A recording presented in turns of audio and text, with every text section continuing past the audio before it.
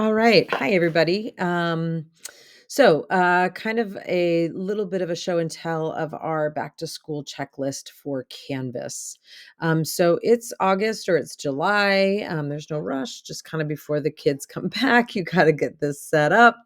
But your courses have landed into your dashboard of Canvas. So under unpublished courses, you have your new coursework for the school year, and every block that you have has its own section of your courses that you teach.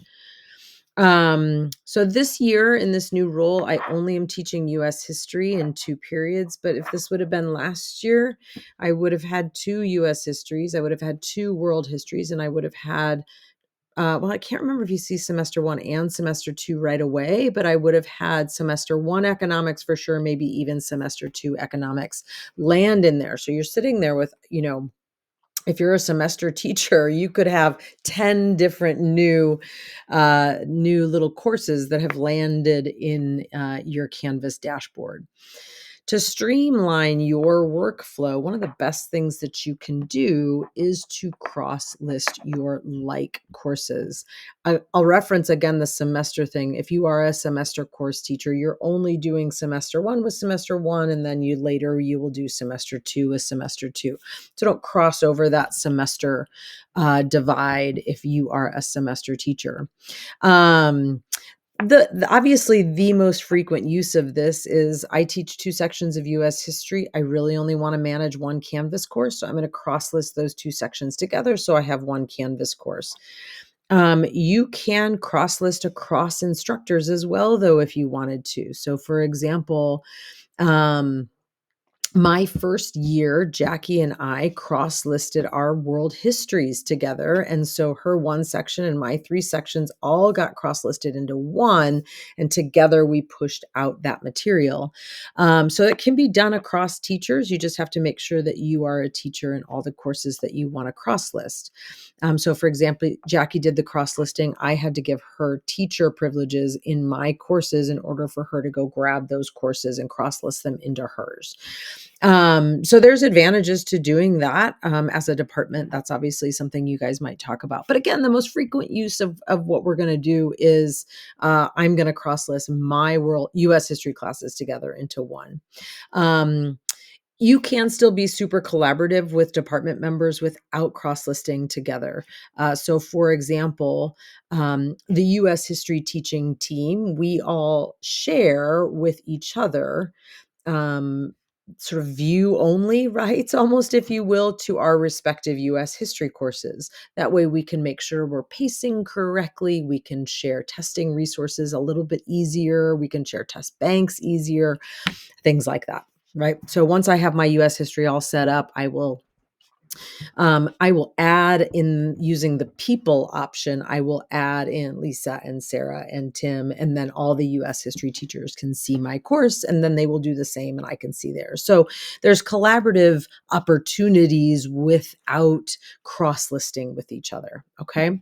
So that's a little bit of the why. That's a little bit of the, kind of like collaborative thinking behind it. But now how do you do it? The steps are super, super easy. And I linked into the documentation that I've already sent out. I linked in there. Uh, s- I've linked to the Canvas instructor guide. And there's like a video, it's like 1 minute long, obviously way shorter than what I'm doing. But it shows you how to do this and it's super easy. So let's get to the kind of 1 minute portion of the video. How do you do it? So I've got these two courses, period 2 and period 4. It's a very important I do this before anything has been published. It's also super important I do this before anything has been imported. Okay. And so I've not published anything. I've not imported anything. These literally just landed in here a few days ago. And now I'm ready to actually devote some time to cross listing and doing this video. Okay. So the first thing I have to do is decide which one is going to be my parent class and which one or ones are going to be my children. And just because it makes sense, 2 will be my parent, 4 will be my child. Okay.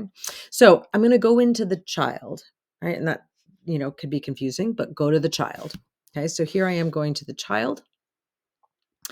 And I am going to, let me get this little guy out of the way. Okay. I am going to go to my settings in this. Okay. Okay. And I am going to go into my sections. Okay. And now I can see there it is. This is this section. And so I have to click on this. There's one more click here. So I'm going to click on that. Every time I click, I lose my highlighter. It's like, all right, so there I am. All right, and I can see the 25 kiddos that are in here. And I'm going to now use this option and I'm going to cross list this section. So I'm going to cross list this. And what I need to know now is that parent. What was the name of the parent course I want to cross list this with? I know it was period 2, but there's a lot of letters there. So all I'm going to do is search US history. Okay. And see here, you can already kind of start to see the sharing. Like Lisa has already done some sharing of her stuff. And then here I am. So here is my other period 2 course. Okay. And I'm going to go ahead and click on that. And I'm going to cross list. Dunsies, right? That's it. All right. Now let's go see what this looks like now from my dashboard. So I'm going to pop back out to my dashboard. And if you look at my unpublished courses now, that period 4 has gone away. But where it is in here. So now I'm going to go into this course. Okay. And if I go to my settings, and I go to, and here's where now I can do all the stuff, right? Now I can choose a course card image if I want to. I'm just going to call it US History 2526 Orange. I'm going to get rid of the 2. And if I, again, all the settings, like if I show announcements on the page, what I allow students to do, what I hide, et cetera, et cetera. So I'm going to set all that up now in the parent course. Okay. But let's look at my sections here. And now here you can see I've got my period 2 and my period 4 in here. And what I really like about cross-listing is these courses retain that kind of identity within the bigger course. So if I want to make an announcement and I only want to give it to period 2, not period 4, I can do that. Okay. If I'm assigning something to just period 4 and not period 2, because maybe period 4 fell behind and so it's just going to go out to them, I can do that. I can send it out just to one section. So they maintain their sectional identity while being part of a single course. Okay. And now I'll move on to the later steps of my back to school checklist, like importing content, managing my navigation, and so on. Okay. I think that's it. I hope this was helpful. And if you have questions or you want to sit down and go through this together, drop me an email. Thanks. Bye.